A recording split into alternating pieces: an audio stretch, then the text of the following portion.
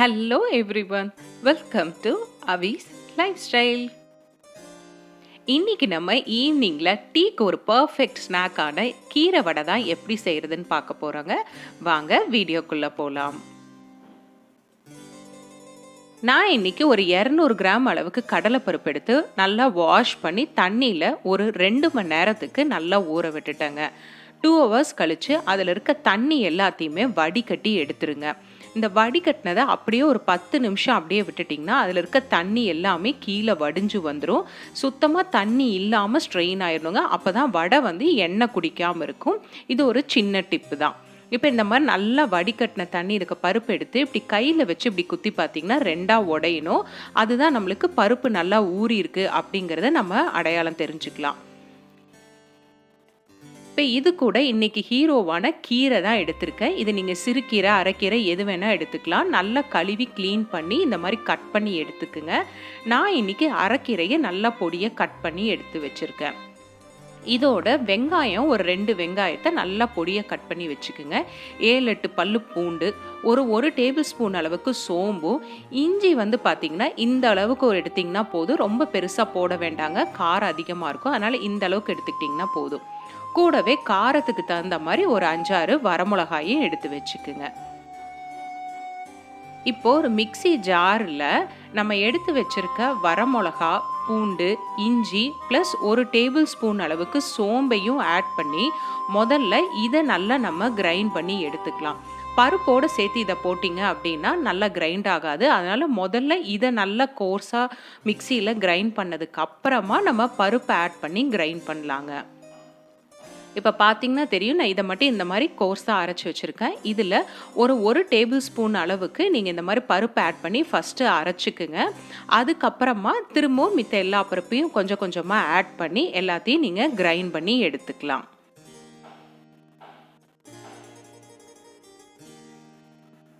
நான் இப்போ எல்லாத்தையும் அரைச்சி எடுத்துக்கிட்டேங்க. இப்போ இதை எல்லாத்தையும் ஒரு பவுலில் வச்சுக்கலாம். இப்போ இதோட நம்ம கட் பண்ணி வச்சுருக்க பெரிய வெங்காயத்தையும் ஆட் பண்ணிடலாங்க. அதோட இன்னைக்கு ஹீரோவான கீரையும் ஆட் பண்ணிடுங்க. இதில் நம்மளுக்கு டேஸ்ட்டுக்கு தகுந்த மாதிரி நம்ம உப்பு ஆட் பண்ணிக்கலாம். நான் இன்னைக்கு ஒரு டேபிள் ஸ்பூன் அளவுக்கு உப்பு ஆட் பண்ணியிருக்கேன். சால்ட் உங்கள் டேஸ்ட்டுக்கு தகுந்த மாதிரி நீங்கள் ஆட் பண்ணிக்கிங்க. நான் இன்னைக்கு இதில் 1 டீஸ்பூன் அளவுக்கு நெய் சேர்த்திருக்கேன். இது வடைக்கு நல்ல ஒரு மனம் மட்டும் இல்லைங்க, நல்ல ஒரு கிறிஸ்பினஸும் கொடுக்கும். அதனால இது நீங்கள் ஆட் பண்ணி செஞ்சு பாருங்கள், ரொம்பவே நல்லாயிருக்கும். இப்போது இந்த வடைக்கு பிசையும் போது பார்த்தீங்கன்னா இப்படி நல்ல கையில் அழுத்தம் கொடுத்து சப்பாத்தி மாவு பிசைகிற மாதிரி கொஞ்சம் அழுத்தி நீங்கள் பிசைஞ்சிங்கன்னா அந்த கீரையிலையும் வெங்காயத்துலேயும் இருக்க தண்ணியே வெளியே இதுக்கு நல்ல ஒரு பைண்டிங் எஃபெக்ட் கொடுக்குங்க. இப்போ நல்லா இந்த மாதிரி பிசைய உங்களுக்கு அதில் நீர் வெளியே வரும். அப்போ நம்மளுக்கு உருண்டை பிடிக்கும் போது ஈஸியாக இருக்கும். அதனால் இதில் எந்த தண்ணியும் நம்ம ஆட் பண்ண வேண்டியது இல்லை.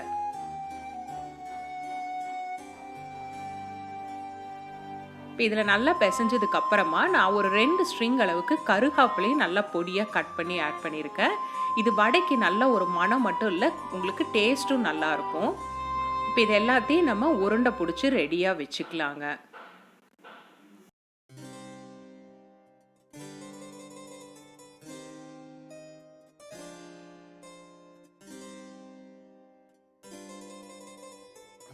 நம்ம இதில் ஒரு ட்ராப் கூட தண்ணி ஆட் பண்ணலைங்க. அந்த கீரையும் வெங்காயத்தில் இருக்க தண்ணியே நம்மளுக்கு பார்த்திங்கன்னா எவ்வளோ நல்லா பைண்டாக ஈஸியாக இருக்குது அப்படின்னு.